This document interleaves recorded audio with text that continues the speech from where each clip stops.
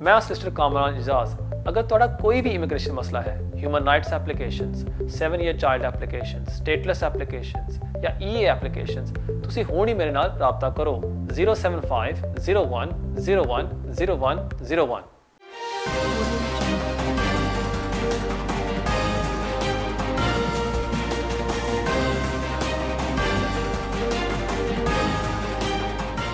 बिस्मिल्लाहिर्रहमानिर्रहीम। अस्सलाम वालेकुम नाज़रीन, मैं हूं आपका मेज़बान कामरान एजाज। इस शो में मैं आपके लाइव फ़ोन कॉल्स लेता हूं। अगर आपका भी कोई इमिग्रेशन का मसला है, आप भी फ़ोन करके इस प्रोग्राम में हिस्सा ले सकते हैं।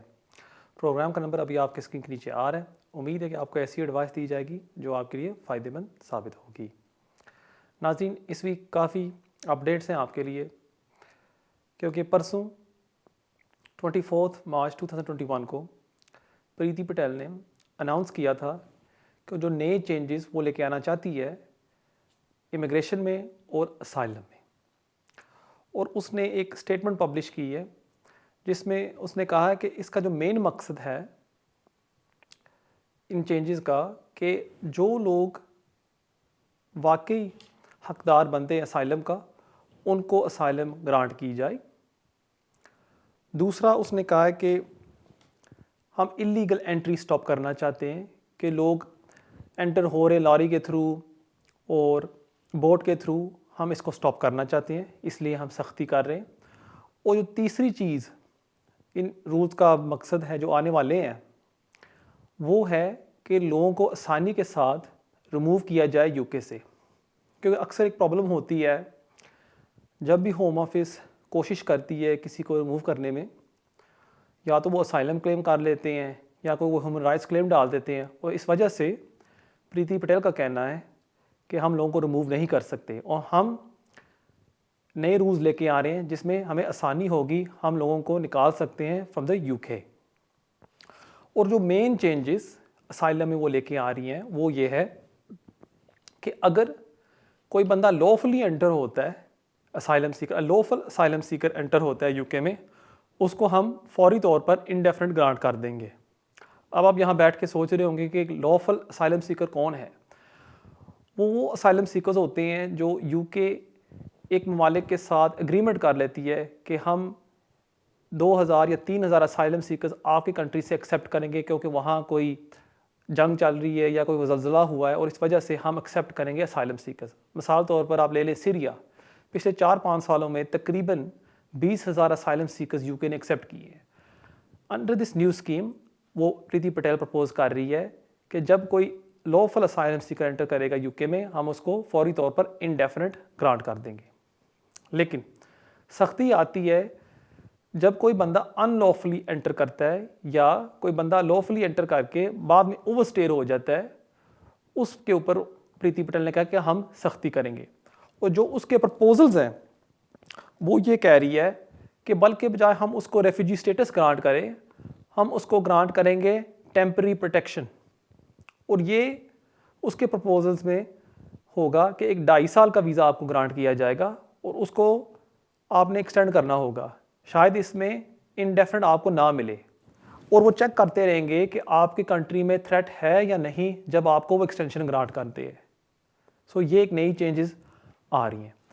दूसरा, इसने ये कहा है कि जो लोग असाइलम क्लेम करते हैं और वो कहते हैं कि हम अंडर 18 हैं, लेकिन अक्सर उनकी एज होती है 30-35। अफ्रीका से काफ़ी केसेस इस तरह के आते हैं, अफ़गानिस्तान से इस तरह के केसेस आते हैं, पाकिस्तान से इस तरह के केसेस आते हैं। उसने कहा है कि एक बोर्ड इंट्रोड्यूस किया जाएगा जिसका नाम होगा नेशनल असेसमेंट बोर्ड, और लोकल अथॉरिटीज़ रेफ़र करेंगी उनके पास केसेस और वो असेस करेंगे कि वाकई इस बंदे की एज है, इस बच्चे की एज है अंडर 18 या नहीं। ये एक नई चीज़ वो लेके आना चाहती है। एक और चीज़ जो वो लेके आना चाहती है वो है कि JR कॉस्ट्स असाइलम सीकर्स को भरने पड़ेंगे। फॉर एग्जांपल, अगर आपका एप्लीकेशन रिफ्यूज़ हो जाता है या आपको वो रिमूव करना चाहते हैं और आप एक JR की एप्लीकेशन दर्ज कर देते हैं कि आपकी रिमूवल को स्टॉप किया जाए, अगर आप वो केस हार जाते हैं आपको कॉस्ट भरने पड़ेंगे। आजकल होता ये है कि अगर आप केस हार जाते हैं, आपको एक मामूली सा फीस भरनी पड़ती है जो होती है विदिन 100 to 300 पाउंड्स। अब आपको सारे कॉस्ट शायद भरने पड़ेंगे जो इस प्रीति पटेल के प्रपोजल्स आ रहे हैं। दूसरा, जो प्रीति पटेल ने कहा है कि अगर कोई कंट्री हमारा साथ नहीं देती ट्रैवल डॉक्यूमेंट्स इशू करने में या एक्सेप्ट करने में कि ये बंदा हमारे मुल्क का है, जब उस कंट्री से कोई एप्लीकेशंस आएंगे हम उनको सख्ती के साथ कंसिडर करेंगे। सो फॉर एग्ज़ाम्पल, अगर कोई शख्स पाकिस्तान से आया था और वो असाइलम क्लेम करता है, उसका असाइलम क्लेम रिफ्यूज़ हो जाता है और उसको होम ऑफिस रिमूव करना चाहती है और पाकिस्तान एम्बेसी कहती है कि जी हम श्योर नहीं है कि ये हमारी कंट्री का है, कि हमारे पास इसका प्रूफ नहीं है, और इस तरह के मुख्तलिफ केसेस हो जाते हैं। जब कोई बंदा अप्लाई करेगा पाकिस्तान से फॉर एंट्री क्लियरेंस कोई भी वीज़े के लिए, हम उसको सख्ती के साथ कंसिडर करेंगे। सो ये किस्म का एक ब्लैकमेल है जो होम ऑफिस कर रही है कंट्री के साथ जो हमारे साथ कोऑपरेट नहीं करते। एक और चीज़ जो वो लेके आना चाहती है वो है कि ट्रैफिकिंग। अब ट्रैफिकिंग में होता है कि अगर आप कहते हैं कि मैं एक स्लेवरी का शिकार हूँ या मुझे फोर्स करके लेके आया गया है इस कंट्री में, आप मॉडर्न स्लेवरी पर क्लेम कर सकते हैं। और प्रीति पटेल का ये कहना है कि यहाँ बहुत ज़्यादा अब्यूज़ हुआ है और हम इस रूट को मुश्किल करना चाहते हैं। जब कोई भी एप्लीकेंट आजकल अप्लाई करता है स्लेवरी क्लेम, आपको एक रीज़नेबल ग्राउंड्स का डिसीजन दिया जाता है विद इन 5 to 7 डेज़। यहाँ जो NRM जो इदारा असेस करता है कि वाकई ये बंदा स्लेवरी का शिकार है या नहीं, वो एक डिसीजन देते हैं कि हम समझते हैं शायद इस शख्स के साथ स्लेवरी हुई है या इसको ट्रैफिक किया गया है। इस थ्रेशहोल्ड को वो बढ़ाना चाहती है और उसका ये कहना है कि अगर कोई बंदे को असेस किया जाएगा अंडर द न्यू रूल्स, आपको तकरीबन सर्टन होना चाहिए कि ये बंदा है स्लेवरी का विक्टिम। सो ये भी क्राइटेरिया बहुत वो सख्त करना चाहती है। और एक आखिरी चीज़ जो उसने अनाउंस की थी परसों, वो ये है कि जो स्टेटलेस केसेस हैं, जो बच्चे फॉर एग्जांपल यहाँ 5 साल के हो गए हैं और उन्होंने for example Indian high commission से पासपोर्ट नहीं लिया, प्रीति पटेल और होम ऑफिस का ये कहना है कि लोग इस रूट को अब्यूज़ कर रहे हैं। इसको भी हम असेस करेंगे कि इसको हम किस तरह टाइट कर सकते हैं और स्ट्रिक्ट कर सकते हैं। हो सकता है कि जिस तरह फॉर एग्जांपल FLRS पर जो इमिग्रेशन रूल्स पर आप अप्लाई करते हैं एज अ स्टेटलेस पर्सन, जो एडल्ट्स अप्लाई करते हैं, आपको साबित करना होता है कि कोई कंट्री आपको एक्सेप्ट नहीं कर रही। हो सकता है कि नेशनलिटी में भी ये रिक्वायरमेंट ले आए। अब ये जो पॉलिसीज़ प्रीति पटेल ने अनाउंस की हैं परसों, ये अभी लॉ नहीं बनी। अभी एक कंसल्टेशन प्रोसेस होगा मुख्तलिफ इदारों के साथ, फॉर एग्जांपल चैरिटीज़, ILPA, उन लोगों के साथ होम ऑफिस कंसल्ट करेगी। वो अपने ऑब्जेक्शंस लगाएंगे या क्या वो समझते हैं कौन कौन सी चीज़ें इनके साथ होनी चाहिए मौजूद कि लोगों को प्रोटेक्ट करने के लिए, और उसके बाद ये पेश किया जाएगा टू पार्लियामेंट, और अगर ये पास होता है फिर ये इम्प्लीमेंट किया जाएगा इन इमिग्रेशन रूल्स। सो अभी ये रूल्स नहीं बने, लेकिन ये है होम ऑफिस की पॉलिसी जो वो इम्प्लीमेंट करना चाहती है। अब मैंने वादा किया था आज मेरे फेसबुक के ऊपर कि मैं बात करूंगा इमिग्रेशन एमनेस्टी के बारे में। आप खुद अब अंदाज़ा लगा सकते हैं कि अगर प्रीति पटेल और होम ऑफिस इतनी सख्ती कर रही है इमिग्रेंट्स के साथ, फिर कोई एमनेस्टी नहीं आएगी, आज भी नहीं आएगी, कल भी नहीं आएगी और अगले साल भी नहीं आएगी। क्योंकि जो टोरी पार्टी है, जब इन्होंने इलेक्शन जीता था, इन्होंने इस बेस पर जीता था कि हम ब्रेक्सिट आपको दिलवाएंगे और दूसरा हम इमिग्रेशन में सख्ती करेंगे। अब तकरीबन at the end of the year इनकी हाफ टर्म हो जाएगी। अगर इतनी सख्ती कर रहे हैं, आप क्या समझते हैं कि ये नरमी कर देंगे और इमिग्रेंट्स को एमनेस्टी दे देंगे? बिल्कुल नहीं। फिर इन्होंने प्लानिंग करनी है अपने नेक्स्ट इलेक्शन की, और जो सीट्स इन्होंने जीती थी अप नॉर्थ, जो लेबर की सीट्स थी, उन्होंने इस वजह से जीती थी कि वो लोग तंग आ गए थे इमिग्रेशन के साथ। और इस वजह से मेरा नहीं ख्याल कि अब टोरी पार्टी इस टर्म में कोई एमनेस्टी लेके आएगी, क्योंकि अगर वो लेके आती है वो अगला इलेक्शन हार जाएगी, और हर पार्टी का एक ही मकसद होता है इलेक्शन जीतना। इसलिए जो वीडियोस आजकल फैल रहे हैं यूट्यूब के ऊपर, टिकटॉक के ऊपर, फेसबुक के ऊपर, जो कहते हैं एमनेस्टी आने वाली है, वो सब झूठ बोल रहे हैं। जो सच्चाई है वो आपके सामने है कि सख्ती बढ़ रही है। और इसलिए मैं आप सबको ये एडवाइस करूँगा, बच के रहें इन वीडियो से, उन सॉलिसिटर्स से जो आपको झूठे वादे देते हैं। अगर आप सोच रहे हैं कोई एप्लीकेशन सबमिट करना चाहते हैं, किसी अच्छे सॉलिसिटर्स के साथ कंसल्ट कर लें कि इसके क्या मेरिट्स हैं। कोई सॉलिसिटर्स आपको ये झूठी तसल्ली दे देते हैं कि जी अभी आप एप्लीकेशन डाल दें, जब कोई एमनेस्टी आएगी आपको वीज़ा मिल जाएगा। इस तरह नहीं होता। जब कोई एमनेस्टी आएगी, शायद 2 साल बाद या 5 साल बाद, उस टाइम वो अनाउंस करेंगे कि क्या क्या रिक्वायरमेंट्स है। किसी को नहीं पता कि क्या रिक्वायरमेंट्स हैं। सो इसलिए प्लीज़ ये इन्फॉर्मेशन शेयर करें, लोगों को सच्चाई का पता हो कि आजकल इमिग्रेशन में सख्ती आ रही है। उम्मीद है आपको इस इन्फॉर्मेशन के साथ फ़ायदा होगा। नाजरीन, बेशुमार कॉलर्स वेट कर रहे हैं, बगैर कोई टाइम ज़ाया किए बढ़ते हैं हमारे पहले कॉल की तरफ। हेलो जी, अस्सलाम वालेकुम। वालेकुम सलाम। जी, कामरान भाई, इमरान बोल रहा हूँ। एक क्वेश्चन करना है आपसे। जी पूछें। जी, मेरा बेटा है, 21 ईयर उसकी एज है और उसके पास लिमिटेड लीव टू रिमेन है। उसको 2 साल हो गए मिले हुए और उसने हाफ लाइफ यहाँ पे पूरी कर ली है, लेकिन उसकी लीव जो अभी 2 साल हुए हैं। तो मेरा क्वेश्चन ये है कि यूनिवर्सिटी वो लोन मिल सकता है उसको स्टूडेंट फाइनेंस में? उसको कितना अरसा हो गया यहाँ रहते हुए? यहाँ रहते उसको 10 साल से ऊपर ही हो गए हैं और 21 साल एज है उसकी। ठीक है, मैं समझ गया। बहुत शुक्रिया आपके कॉल का। जहाँ तक मेरी अंडरस्टैंडिंग है कि अगर कोई एप्लीकेंट ओवर 18 होता है, आपको हाफ लाइफ ज़्यादा गुजारनी चाहिए यूके में, फिर जाके वो आपको ग्रांट करते हैं यूनिवर्सिटी फंडिंग। सो अगर आपने मुझे बताया कि आपके बच्चे को यहाँ आई थिंक 8-10 साल हो गए, उसने अपनी हाफ लाइफ यहाँ यूके में नहीं गुजारी, हो सकता है शायद आपके बेटे को वो रिफ्यूज़ कर दें। अगर बच्चा अंडर 18 है, रूल्स कहते हैं कि अगर बच्चे ने 7 साल यहाँ गुजारे हैं, फिर हम उसको फंडिंग दे देते हैं। बेस्ट चीज़ ये होगी कि अगर आप स्टूडेंट लोन कंपनी के साथ रब्ता कर लें, वो आपको कंफर्मेशन दे सकते हैं कि अगर आपके बच्चे को वो फंडिंग देंगे या नहीं। बहुत शुक्रिया आपके कॉल का। वो बढ़ते हैं हमारे अगले कॉल की तरफ। Hello Hello. I have a question. If someone is half-life on the visa okay and if he get married to British citizen woman, so how long does it take this application and for him to get indefinite or British passport? So when he married this British woman, did he have valid leave? Sorry? When this person married the British woman, did he have a visa, a valid visa? No, he's on asylum, half-life. Asylum. So has he got a 2.5-year visa or a 5-year visa right now? I'm not too sure. Okay. Nevertheless, I will answer that question. Thank you very much for your call. Thank you. हमारी sister ने ये सवाल पूछा है कि अगर किसी को हाफ लाइफ बेसिस पर वीज़ा ग्रांट किया जाए और उसकी शादी हो जाती है एक ब्रिटिश नेशनल के साथ, वो कब इंडेफिनिट के लिए अप्लाई कर सकता है।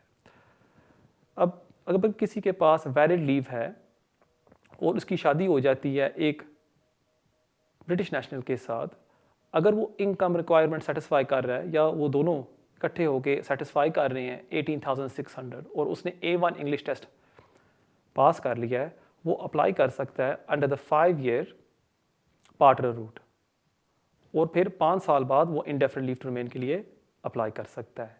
अगर उसके पास वैलिड लीव नहीं है देन आपको 10-year रूट पर अप्लाई करना होता है। इफ़ किसी के पास again asylum है, the same procedure will apply. So just to reiterate my answer in English, if your friend has valid leave and he marries a British spouse, he can apply under the partner route provided that he meets the income requirement, or together they meet the 18,600 income requirement. He will apply under the 5-year route. Once he's completed 5 years under that route, he can apply for ILR. Thank you very much for your call. नाज़रीन पढ़ते हैं? नहीं नाज़रीन, मुझे बताया जा रहा है कि ब्रेक का वक्त होता जाता है। जाने से पहले मैं आपको अपना ईमेल एड्रेस देता जाऊँ जो अभी आपके स्क्रीन के ऊपर आ रहा होगा, kejaz@me.com। इसके ज़रिए आप मुझे कॉन्टैक्ट कर सकते हैं और अगर आप मुझे मिलना चाहते हैं आप मुझे मिल भी सकते हैं। और आप सबसे मैं रिक्वेस्ट करता हूँ कि अगर आप प्लीज़ जाएं YouTube के ऊपर और वहाँ टाइप करें कामरान एजाज और वहाँ सब्सक्राइब करें मेरे चैनल को। आज शाम को इस प्रोग्राम को हम अपलोड करेंगे YouTube के ऊपर और जो भी सवाल आप मुझे पूछना चाहते हैं कमेंट्स में मेरे YouTube चैनल के ऊपर, मैं अपनी तरफ से पूरी कोशिश करूँगा उन सवालों के जवाब दूँ। लेकिन एक शर्त है, आपने सब्सक्राइब करना होगा पहले, तो इसलिए प्लीज़ ज़रूर सब्सक्राइब करिएगा। नाजरीन कहीं जाना, मिलते हैं ब्रेक के बाद।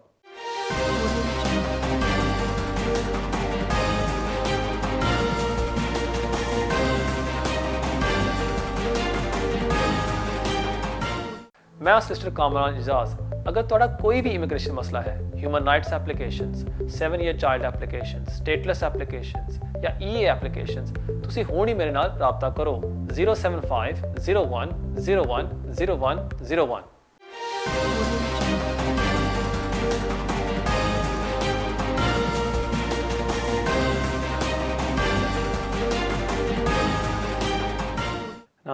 Welcome back.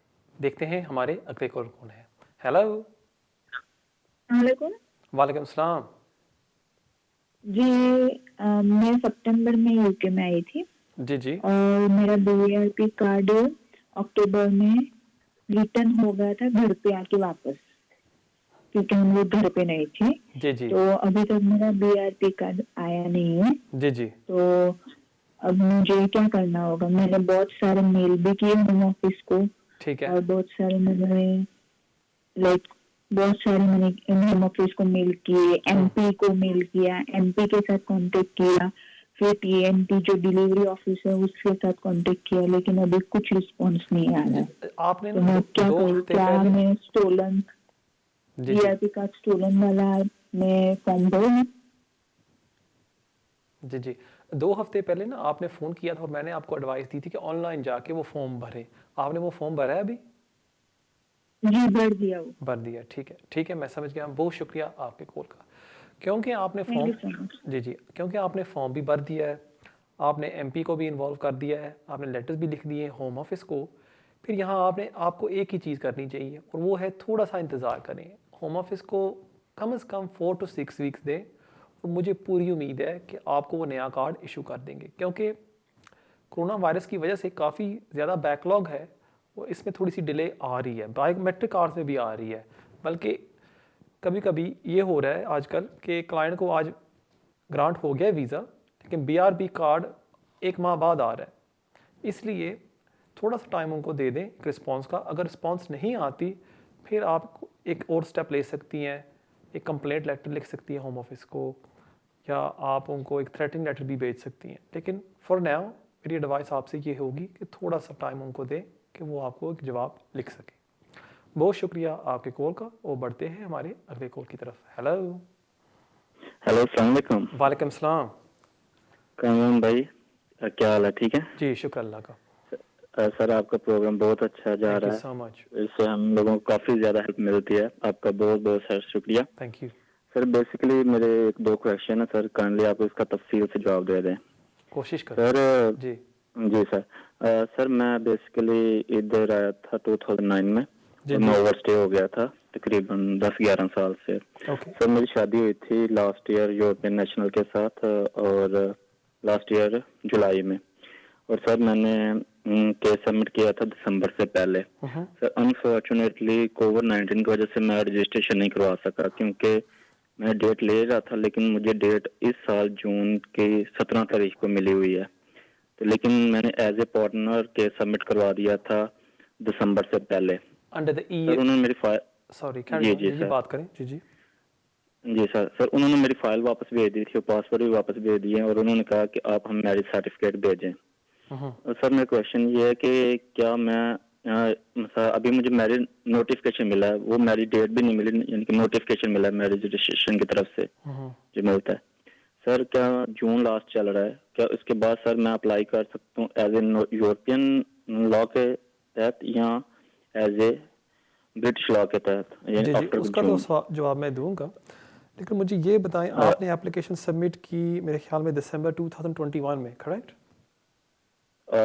दिसंबर लास्ट ईयर दिसंबर से पहले। सॉरी ठीक है जी, डेडलाइन से पहले आपने सबमिट की। वो आपने अनमैरिड पार्टनर की थी या मैरिज की? ईएफएम फॉर्म इस्तेमाल किया था या ईएफएम या एफएम? सर एफएम एफएम किया था। आपको ईएफएम करना चाहिए था ना, आपको अपील राइट मिल जाता। तो सर वो मेरे सॉलिसिटर ने किया था। कौन? तो सर बहुत गलती कर दी आपने। जी सर अभी मुझे क्या करना चाहिए? क्या इसका तफसील से जवाब दे दें? क्या मुझे उसके बाद यानी कि ब्रिटिश लॉ के 18,600 पूरी इनकम शो करनी पड़ेगी या क्या करना चाहिए, या फिर भी मैं जून के बाद ऐसे यूरोपियन लॉ के तहत ही सबमिट करवा सकूंगा फाइल अपनी? ठीक है, मैं देता हूँ आपके सवाल का जवाब। बहुत शुक्रिया आपकी कॉल का। पहली बात तो ये थी कि जब आपने एप्लीकेशन सबमिट की दिसंबर 2020 में, आपका काम था कि आप ईएफएम पर करते, क्योंकि आप एक एक्सटेंडेड फैमिली मेंबर थे, आपकी शादी अब उस टाइम अब नहीं हुई थी। अब होम ऑफिस की गाइडेंस कहती है कि 2 साल आपको रहने चाहिए होने चाहिए। ये कोई लॉ नहीं है, ये वैसे होम ऑफिस ने ये गाइडेंस बनाई हुई है। और अगर आप जुलाई से रह रहे थे उसके साथ, आप आर्ग्यू कर सकते थे कि 6 माह हो गए हैं, हम एक ड्यूरेबल रिलेशनशिप में हैं और हम अनमैरिड पार्टनर की बेस के ऊपर अप्लाई कर रहे हैं। जाहिर सी बात है उन्होंने रिफ्यूज़ कर देना था होम ऑफिस ने, लेकिन आपको अपील राइट मिल जाता। अब क्योंकि आपने मैरिज बेस के ऊपर अप्लाई किया है, आपका एप्लीकेशन वैलिड ही नहीं था और उस वजह से उन्होंने या तो होल्ड पर कर दिया होगा या उन्होंने रिफ्यूज़ कर दिया without an appeal right. So that is a big problem for you. अब डेडलाइन तो चली गई है, अब आपके पास 2 ऑप्शंस हैं। अगर आपके पास वो 6-7 माह का प्रूफ है या 8 माह का प्रूफ कि आप रह रहे थे with your partner before 31 December 2020, आप अपने होम कंट्री वापस जा सकते हैं और वहाँ आप एक EA फैमिली परमिट के लिए अप्लाई कर सकते हैं एज अ ड्यूरेबल पार्टनर। लेकिन इसमें थोड़ा रिस्क होता है कि अगर वो रिफ्यूज़ कर दें आपको, आप अपील पर जाएं, वहाँ भी रिफ्यूज़ हो जाए, फिर आप वहाँ फंस गए हैं इन योर होम कंट्री। अब दूसरी ऑप्शन इन कंट्री आपके लिए ये है कि आप अब इमिग्रेशन रूल्स पर अप्लाई कर सकते हैं और यहाँ आपको साबित करना होगा मेरे ख्याल में एक्सेप्शनल सर्कमस्टांसेस, क्योंकि ज़्यादातर जब कोई भी शख्स अप्लाई करता है relationship with a British national, unless exceptional circumstance नहीं है, आपके एप्लीकेशन को वो रिफ्यूज़ कर देते हैं, क्योंकि वो कहते हैं कि आप वापस जाएं और एंट्री क्लियरेंस लेके आएँ, फिर ही जाके हम आपको वीज़ा ग्रांट करेंगे। सो इसलिए इसमें थोड़ी सी प्रॉब्लम मुझे नज़र आ रही है और मेरी एडवाइस उन लोगों के लिए है कि जो सोच रहे अप्लाई करने के लिए, थोड़ा सा टाइम आप वेट कर लें कि हम असेस कर सकें कि होम ऑफिस किस तरह का स्टांस ले रही है इन एप्लीकेशंस में। अब एक और बात करते हैं। कल परसों एक वीडियो निकली थी यूट्यूब के ऊपर जहां थोड़ी सी इन्फॉर्मेशन शेयर की गई थी कि अगर आप एक अनमैरिड रिलेशनशिप में थे एक यूरोपियन नेशनल के साथ बिफोर 31 दिसंबर 2020 और फिर आपकी शादी हो जाती है आफ्टर इन 2021, आप अप्लाई कर सकते हैं अंडर द सेटलमेंट स्कीम। और मेरा ख्याल है कि आप इसका जिक्र कर रहे हैं इस वीडियो का। That was wrong information. आप उस सूरत हाल में अप्लाई कर सकते हैं कि अगर आपके पास वैलिड लीव थी। सो फॉर एग्जांपल मैं आपको एक मिसाल देता हूँ। मेरे पास था स्टूडेंट वीज़ा और 31 दिसंबर 2020 से पहले मैं एक रिलेशनशिप में था एक यूरोपियन नेशनल के साथ।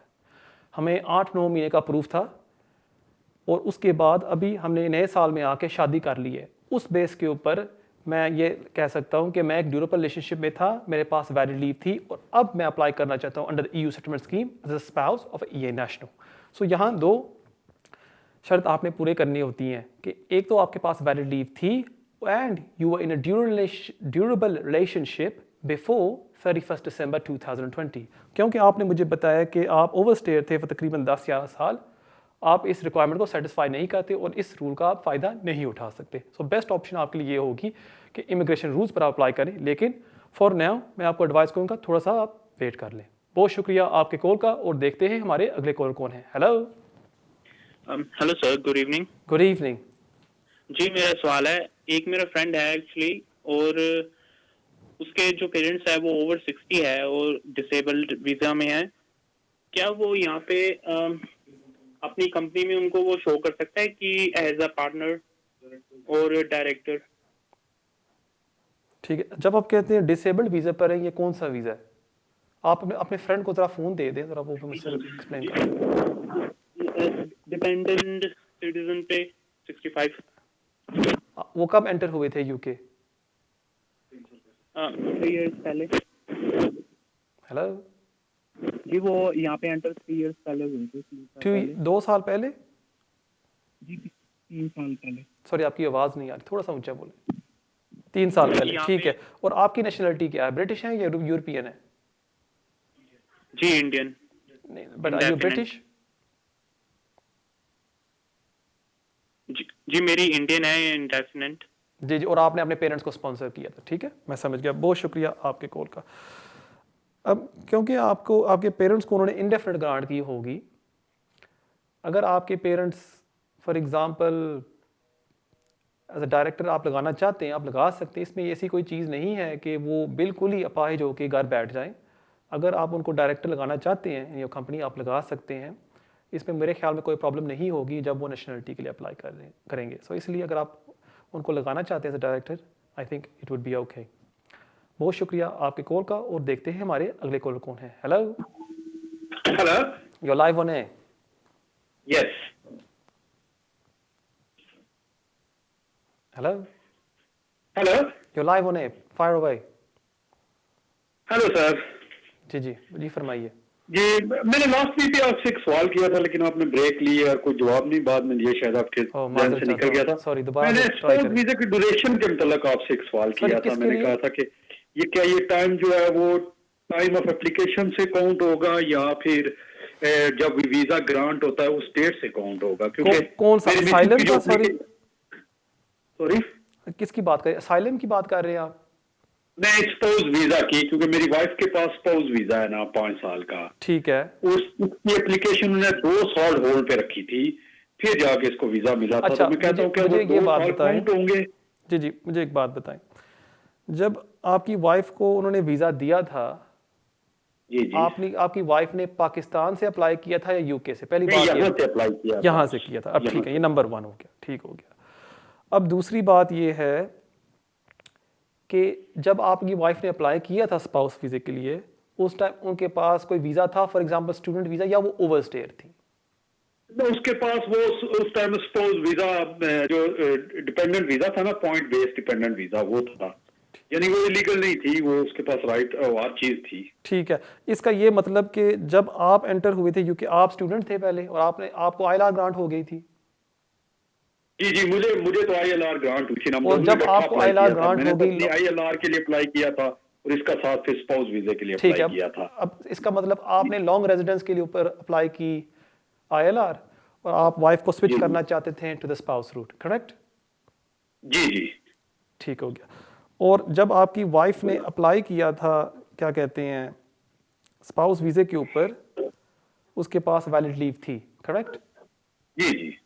ठीक है, मैं समझ गया। बहुत शुक्रिया आपके कॉल का।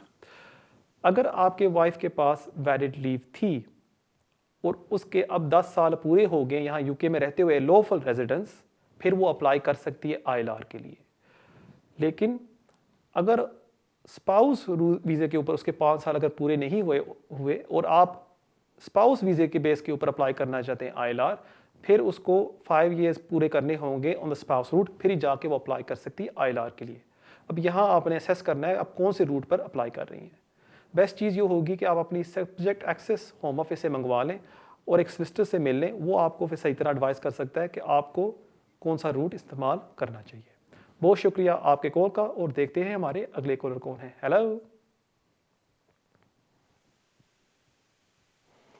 Hello you live on air. Hello, अस्सलाम वालेकुम। वालेकुम सलाम। याज़न, सबसे पहले तो आपके प्रोग्राम बहुत अच्छा है, माशाल्लाह आप प्रोग्राम कर रहे हैं, माशाल्लाह। Thank you so much. तो मैं फर्स्ट टाइम कॉल कर रही हूँ, तो बस मेरा एक छोटा सा क्वेश्चन था। मैं एक्चुअली ब्रिटिश हूँ। जी। तो मैं ब्रिटिश हूँ, मुझे 2000 में हम इधर आए थे, तो फिर उसके बाद 2005 में जो मेरा भाई भी मेरे साथ आया था, तो मुझे नेशनलिटी यहाँ मिल गई थी, इंडेफिनिट लीव टू रिमेन। तो माशाल्लाह ब्रिटिश पासपोर्ट है मेरे पास, एंड हो गए 18 साल हो गए। तो मेरा भाई जिस लेगेसी में मुझे मिला था ना इंडेफिनिट लीव रिमेन, तो मेरा भाई किसी रीजन से ना पाकिस्तान वापस चला गया था, तो अब वो इधर वापस आना चाह रहा है।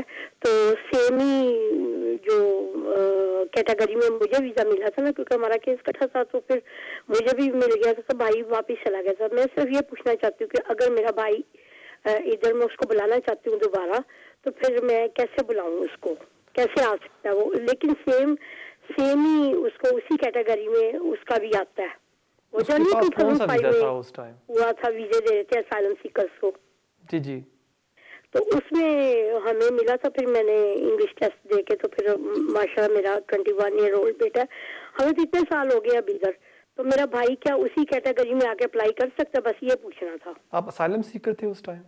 हाँ, उस वक्त हम असाइलम पर 2000 में आए थे। जो भाई थे आपके, उसके बाद हमें 2005 में ना इंडेफिनिट लीव टू रिमेन मुझे मिल गया था। मेरे भाई जो ना किसी रीजन की वजह से ना पाकिस्तान ट्रैवल डॉक्यूमेंट्स बना के ना वापस चला गया था परमानेंटली, तो उसको जाना पड़ गया। ठीक है, मैं समझ। तो मैं सिर्फ ये क्वेश्चन मेरा ये है कि अगर मेरा भाई, अब मैं इधर एक सिंगल मामू और मेरे पास मेरा बेटा 21 ईयर ओल्ड, तो वो भी स्टूडेंट है, तो मैं डिसेबल हूँ। तो अगर मैं अपने भाई, मेरा भाई कैसे आ सकता है इधर? ठीक है, मैं देता हूँ आपके सवाल का जवाब। बस थोड़ा सा इजाज़त भाई जवाब दे दें तो इंशाल्लाह मैं बाद में भी, मुझे एक और भी दो काम पूछने से क्वेश्चन, लेकिन मैं देता हूँ आपके सवाल का जवाब पे, तो इसलिए आई होप मैं दूंगा आपके सवाल का जवाब। बहुत शुक्रिया आपके कॉल का। नाजरीन, इस सवाल का जवाब मैं दूंगा ब्रेक के बाद, लेकिन जाने से पहले आपको अपना ईमेल एड्रेस दे जाऊँ जो अभी आपके स्क्रीन पर दोबारा आ रहा होगा, keijaz@me.com। इसके ज़रिए आप मुझे कांटेक्ट कर सकते हैं, और अगर आप मुझे ऑफिस में मिलना चाहते हैं आप मुझे मिल सकते हैं। मिलते हैं ब्रेक के बाद।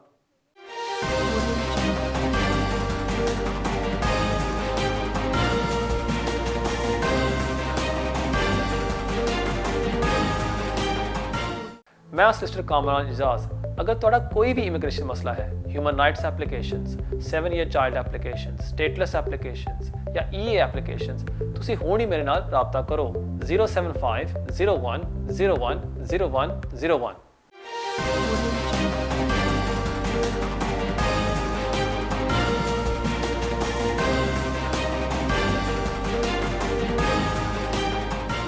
नाज़रीन, वेलकम बैक।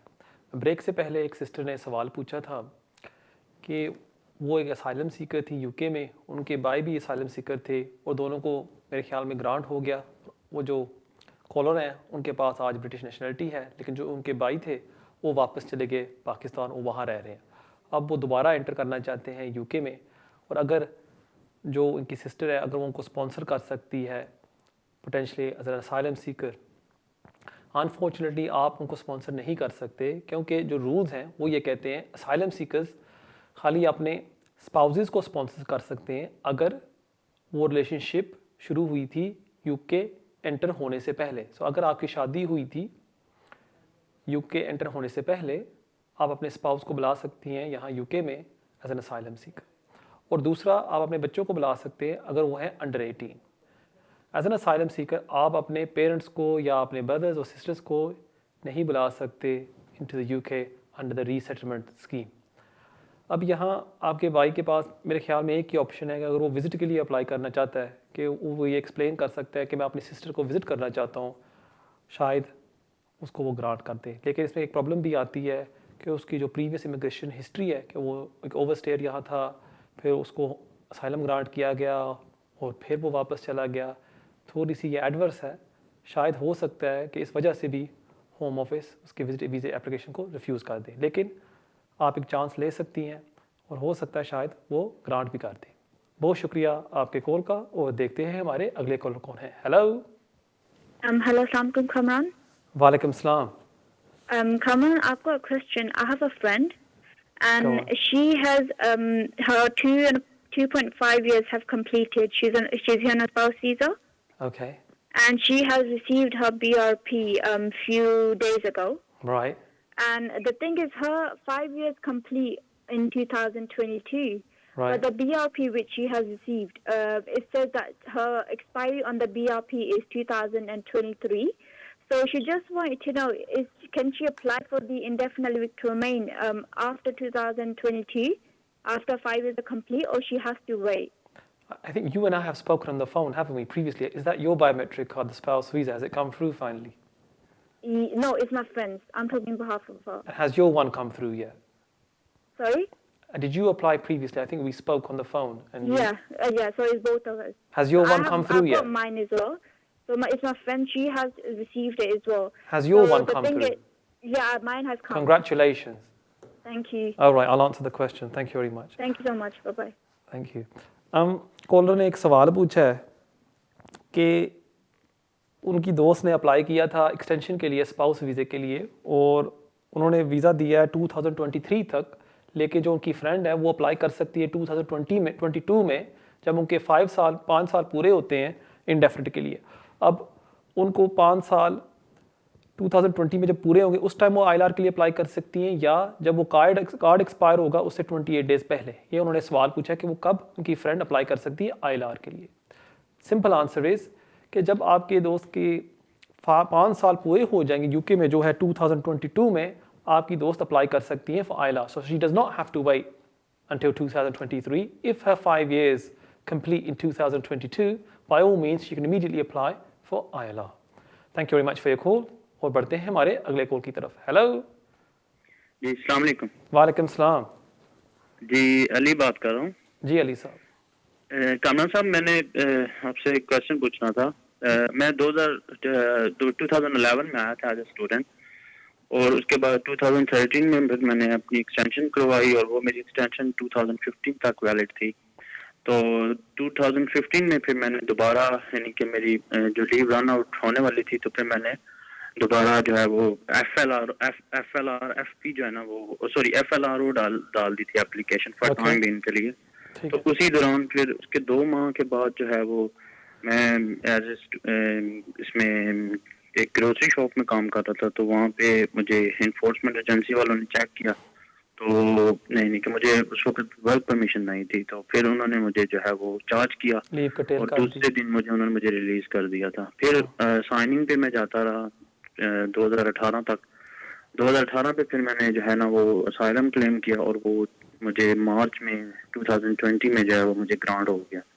तो अभी मुझे इस दिसंबर में मुझे 10 साल पूरे हो रहे हैं, यानी कि मेरे एज ए स्टूडेंट जब मैं आया था. तो मैं अप्लाई कर सकते हैं ILR के लिए. क्या मैं ILR अप्लाई कर सकता हूँ इस पे, या कि मुझे 5 साल वेट करना पड़ेगा? नहीं, क्योंकि जब आपकी वो रेड हुई थी उस टाइम उन्होंने आपका वीज़ा कैंसिल कर दिया. अच्छा. और उस दिन से आप ओवरस्टे थे, इस वजह से उन्होंने आपको रिपोर्टिंग पर लगा दिया. और जब आपको वीज़ा मिला असाइलम में 2020 में, उससे आपने 5 साल पूरे करने, और फिर ही जाके आप अप्लाई कर सकते हैं ILR के लिए.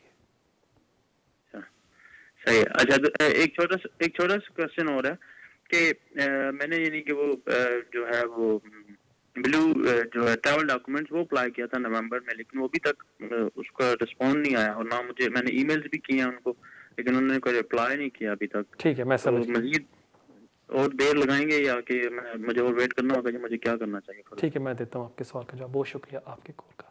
जहाँ तक आपका पहला सवाल है कि अगर आप ILR के लिए अप्लाई कर सकते हैं, वो तो आप नहीं कर सकते. प्लीज़ पैसे ज़ाया मत करिएगा, आपका रिफ्यूज़ल ही आएगा. जहाँ तक आपका दूसरा सवाल है कि आपने ट्रैवल डॉक्यूमेंट के लिए अप्लाई किया और अभी तक आपको जवाब नहीं आया, उसमें भी थोड़ी सी डिले आ रही है. मैंने भी एक एप्लीकेशन सबमिट की थी एक क्लाइंट के लिए दिसंबर में, अभी तक जवाब नहीं आया. मेरे ख्याल में और 2-3 माह में आ जाएगा. कोई परेशानी की बात नहीं है, जल्द से जल्द वो आपको इशू कर देंगे. बहुत शुक्रिया आपके कॉल का, और बढ़ते हैं हमारे अगले कॉल की तरफ. हेलो अस्सलाम वालेकुम. वालेकुम सलाम. कमरान भाई, बड़ी मेहरबानी, ਤੁਹਾਡੀ बहुत अच्छी इन्फॉर्मेशन लगी ਤੁਹਾਡੇ प्रोग्राम तो जज़ाकल्लाह. भाई मेरी एक मशवरा करना है ਤੁਹਾਡੇ ਨਾਲ. मैं अपने भाई, मैं यूरोपियन नेशनल हाँ ਤੇ UK ਵਿੱਚ शिफ्ट ਹੋਇਆ. और मैं अपने भाई ਦਾ ਜਿਹੜਾ ਉਹ ਵੀਜ਼ਾ ਅਪਲਾਈ ਕੀਤਾ ਹੈ फैमिली परमिट ਤੇ. ठीक है. ਉਹ ਰਿਫਿਊਜ਼ ਹੋ ਗਿਆ पाकिस्तान ਤੋਂ. अच्छा.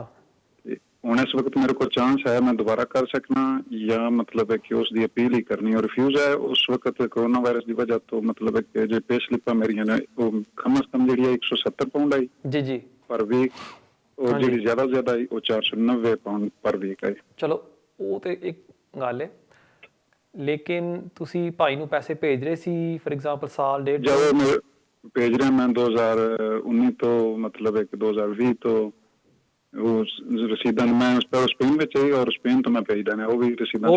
वो कदों भेज रहे सो केड़ा सन सी? यूके तो मैं भेज रहा हूं. केड़ा साल सी ਜਦੋਂ स्पेन तो भेज रहे सी फॉर एग्जांपल 19 18 17 ਜਾਂ 2019 2020 ਦੀਆਂ ਉਸ ਤੋਂ ਪਹਿਲਾਂ ਮੈਨੂੰ ਨਹੀਂ ਲੱਭੀਆਂ, लेकिन 2019 20 ਦੀਆਂ ਮੇਰੇ ਕੋਲ ਆਏ ਨੇ. ठीक है, मैं समझ 2020 ਜਿਹੜਾ ਉਹ ਮੈਂ यूके ਤੋਂ ਭੇਜੀਆਂ ਨੇ. ठीक है, मैं समझ गया. बहुत शुक्रिया ਤੁਹਾਡੇ ਕੋਲ ਦਾ. ਕਿਉਂਕਿ ਹੁਣ ਤੁਸੀਂ ਦੁਬਾਰਾ ਐਪਲੀਕੇਸ਼ਨ ਤੇ ਪਾ ਨਹੀਂ ਸਕਦੇ, ਕਿਉਂਕਿ ਐਕਸਟੈਂਡਡ ਫੈਮਿਲੀ ਮੈਂਬਰਸ ਨੂੰ ਤੁਸੀਂ ਹੁਣ ਸਪਾਂਸਰ ਨਹੀਂ ਕਰ ਸਕਦੇ UK ਵਿੱਚ. ਮੇਰੀ ਐਡਵਾਈਸ ਤੁਹਾਡੇ ਵਾਸਤੇ ਇਹੀ ਹੋਏਗੀ ਕਿ ਤੁਸੀਂ ਫੌਰੀ ਤੌਰ ਤੇ ਅਪੀਲ ਕਰ ਦਿਓ. ਤੁਹਾਡੇ ਕੋਲ 28 ਦਿਨ ਹੁੰਦੇ ਨੇ, ਤੁਸੀਂ ਫੌਰੀ ਤੌਰ ਤੇ ਅਪੀਲ ਭਰ ਦਿਓ, ਫੀਸ ਭਰ ਦਿਓ, ਔਰ ਵੇਟ ਕਰੋ ਅਪੀਲ ਹੀਅਰਿੰਗ ਵਾਸਤੇ.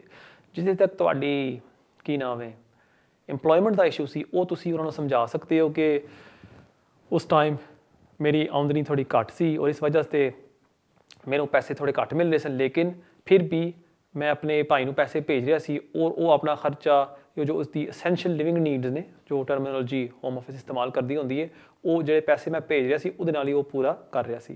बेस्ट चीज़ की होएगी कि ਤੁਸੀਂ ਇੱਕ ਸਿਸਟਰ ਨੂੰ ਇਨਵੋਲਵ ਕਰ ਲਓ ਕਿ ਜੋ ਤੁਹਾਡੇ ਅਪੀਲ ਨੂੰ ਸਹੀ ਤਰ੍ਹਾਂ ਤਿਆਰ ਕਰ ਸਕੇ, और फिर ਤੁਹਾਡੇ ਵਾਸਤੇ ਬਿਹਤਰ ਚਾਂਸਸ ਹੋਣਗੇ ਅਪੀਲ ਜਿੱਤਣ ਨੂੰ.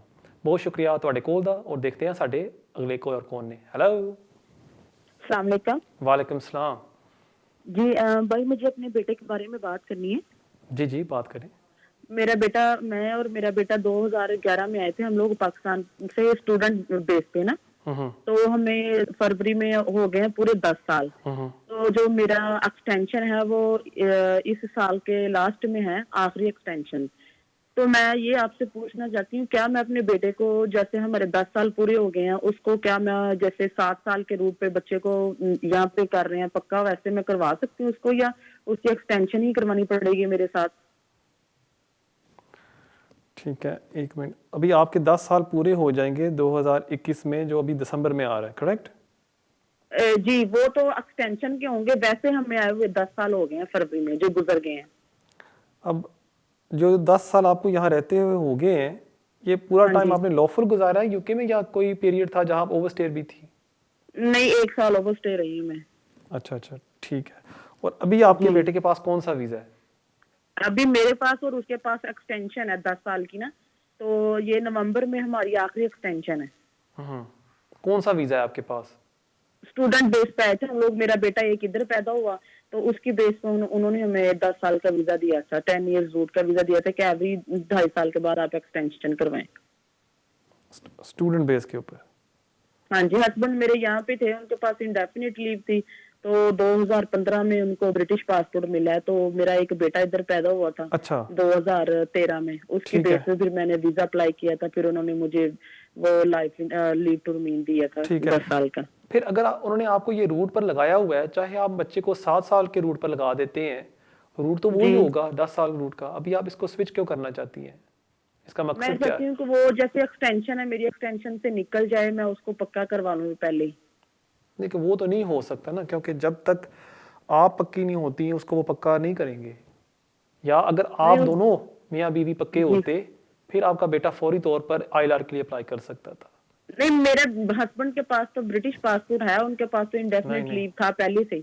ठीक है, मैं समझ गया, बहुत शुक्रिया आपके कॉल का। नहीं, इसमें कोई फ़ायदा नहीं होगा, क्योंकि जब तक आपको ILR नहीं मिलती, आपके बच्चे को वो ILR नहीं देंगे। तो इसलिए जैसे आपका चल रहा है सिलसिला, इसी तरह चलाएं और एक्सटेंशन के लिए अप्लाई कर लें, या अगर आपकी ILR बनती है वो ILR के लिए अप्लाई कर लें। खाली एक सिचुएशन में आपका बेटा अप्लाई कर सकता था ILR के लिए, अगर आपको ILR ग्रांट किया जाता है और चाहे आपका बच्चा ओवरस्टेयर था, वो फौरी तौर पर अप्लाई कर सकता था ILR के लिए, क्योंकि दोनों पेरेंट्स के पास ILR है, क्योंकि आपके हस्बैंड ब्रिटिश हैं और आपके पास ILR है, फिर आपका बेटा फौरी तौर पर अप्लाई कर सकता है ILR के लिए। इसलिए मेरी एडवाइस आपसे होगी कि अगर आप दोनों अभी 10 ईयर रूट पर हैं, उस पर चलते रहें, उसके बाद आप अप्लाई करिएगा ILR के लिए। बहुत शुक्रिया आपके कॉल का। और बढ़ते हैं हमारे अगले कॉल की तरफ। हेलो, अस्सलाम वालेकुम। वालेकुम सलाम। कमरान साहब ठीक हो? जी शुक्र अल्लाह दा। मेरे 2-3 सवाल हैं, प्लीज मुझे जवाब दे देना। मैंने 7 ईयर चाइल्ड बेस पर अप्लाई किया था, तो मुझे 1 महीना पहले ईमेल आया कि आपका वीजा हमने ग्रांट कर दिया, तो अभी तक मुझे BRP कार्ड उन्होंने नहीं भेजा। ठीक है, दूसरा सवाल। और उसके बाद अगर मुझे फ्यूचर में बाद में मुझे अगर वो कार्ड आ जाता, उसके बाद मुझे जब 2.5 साल पूरे हो जाते थे, फ्यूचर में मुझे क्या करना चाहिए? मुझे फुल काम करना शो करना चाहिए? वैसे तो उन्होंने बेनिफिट मुझे उसके ऊपर लिखा हुआ कि आप तमाम बेनिफिट ले सकते हो। ठीक है, और कोई सवाल है आपका? बस यही है, तो मुझे क्या करना चाहिए? अभी तक वो मेरा BRP कार्ड नहीं आया, तकरीबन 4-5 वीकेंड गुजर गई है। मैं देता हूँ आपके सवाल का जवाब। बहुत शुक्रिया आपके कॉल का। जहाँ तक आपका पहला सवाल है, जैसे मैंने पहले भी स्टार्ट ऑफ द शो में बताया था व्यूअर्स को कि BRP कार्ड इशू होने में थोड़ी सी डिले हो रही है। आपको परेशान होने की ज़रूरत नहीं है। अगर विदिन 1-2 वीक्स में कार्ड नहीं आता, आप ऑनलाइन जाके गूगल में टाइप कर दें BRP card not received, form भर दें और विदिन 2-3 वीक्स में आपको वो जवाब दे देंगे कहाँ तक आपका कार्ड पहुँचा है, और मुझे उम्मीद है कि वो बहुत जल्दी से आपको वो कार्ड इशू कर देंगे। जहाँ तक आपका दूसरा सवाल है, अब जब आपको उन्होंने 2.5 साल का वीज़ा दे दिया है, आपने 28 डेज़ पहले आपने अप्लाई करना है एक्सटेंशन के लिए, एक्सपायरी से पहले। अब यहाँ अगर उन्होंने आपको बेनिफिट्स दे दिए हैं और अगर आप समझते हैं आपको बेनिफिट की ज़रूरत है, बेशक आप अप्लाई कर सकते हैं। अब जहाँ तक एक्सटेंशन की रिक्वायरमेंट्स हैं, वो तो यही है कि आपको साबित करना होगा आप UK में रह रहे हैं। अगर आप काम करते हैं, वो आपके लिए बेहतर है कि आप इकोनॉमी को भी फ़ायदा पहुँचा रहे हैं और आपका डॉक्यूमेंट्री एविडेंस भी बढ़ रही है। सो इसलिए मेरे ख्याल में आपको ज़रूर काम करना चाहिए। ये नहीं कि अगर आपको वीज़ा मिल गया आप बेनिफिट्स पर बैठ जाएं, इट्स नॉट वेरी गुड, और शायद बाद में इसमें प्रॉब्लम भी हो सकती है। बहुत शुक्रिया आपके कॉल का। और बढ़ते हैं हमारे अगले कॉल की तरफ। हेलो। वालेकुम सलाम। ब्रदर, मैंने आपसे क्वेश्चन पूछना था। मैंने अपने बच्चियों के सिटीजनशिप के लिए अप्लाई किया था इन दिसंबर 2020। ओके। बेसिकली उन्होंने, मैंने पेपर एप्लीकेशन डाली थी पोस्ट के जरिए, तो उन्होंने बायोमेट्रिक फीस और एप्लीकेशन फीस काट ली थी जनवरी के फर्स्ट वीक में। But for some reason 3 weeks ago I had to get उनके डैड के जो हमने ILR का कार्ड दिया था वो वापस चाहिए था, उनको अपने काम पर शो करना था। तो मैंने उनसे वो डॉक्यूमेंट वापस मांगा, तो उन्होंने सारे इंक्लूडिंग देयर बर्थ सर्टिफिकेट, सारे सपोर्टिंग डॉक्यूमेंट वापस भेज दिए, including a letter saying that if they need these original documents back they will ask us again. But अभी तक उन्होंने लेटर में लिखा है कि फाइल ओपन नहीं की है। तो मैं उनकी फीस जा चुकी है, पर अभी तक उन्होंने जवाब नहीं दिया। बायोमेट्रिक का लेटर भी नहीं भेजा है और कोई एप्लीकेशन का मुझे समझ नहीं आ रहा। मैंने कांटेक्ट करने की बहुत कोशिश की है। कुछ रीजन हो सकता है कि आप कौन से बता सकते हो? दोनों बेटियां मेरी अंडर एज, लाइक अंडर 5 हैं। ठीक है, मैं समझ गया। बहुत शुक्रिया आपके कॉल का। जी हाँ, कभी कभी ये करते हैं होम ऑफिस, आपके सारे डॉक्यूमेंट्स वापस भेज देते हैं क्योंकि उन्होंने स्कैन कर लिए होते हैं, और इसमें कोई परेशानी की बात नहीं है। विदिन अ फ्यू मंथ्स आपको वो नेशनलिटी ग्रांट कर देंगे। सो एंड डोंट वरी, आपका एप्लीकेशन सिस्टम में है। अगर आप रिक्वायरमेंट्स फुलफिल करती हैं, मुझे पूरी उम्मीद है कि आपको वो ग्रांट कर देंगे वीज़ा, अब नेशनलिटी। बहुत शुक्रिया आपके कॉल का। नाज़रीन, ये था हमारा आखिरी कॉल आज के लिए। उम्मीद है आपको आज का प्रोग्राम पसंद आया होगा। हमेशा की तरह आप सब व्यूअर्स से मैं रिक्वेस्ट कर रहा हूँ जो घर इस प्रोग्राम को भी देख रहे हैं, प्लीज़ अभी अपने मोबाइल पर जाएँ, यूट्यूब पर जाएँ, वहाँ टाइप करें कामरान एजाज़, और हाँ मेरे यूट्यूब चैनल को सब्सक्राइब करें, और वहाँ मैं मज़ीद अपडेट्स आपके साथ शेयर करता रहता हूँ। इंशाल्लाह ताला हमारी मुलाकात होगी अगले हफ्ते इसी टाइम 6 से लेकर 7 बजे, सिर्फ वीनस TV पर। तब तक के लिए मुझे इजाज़त दें। अस्सलाम वालेकुम।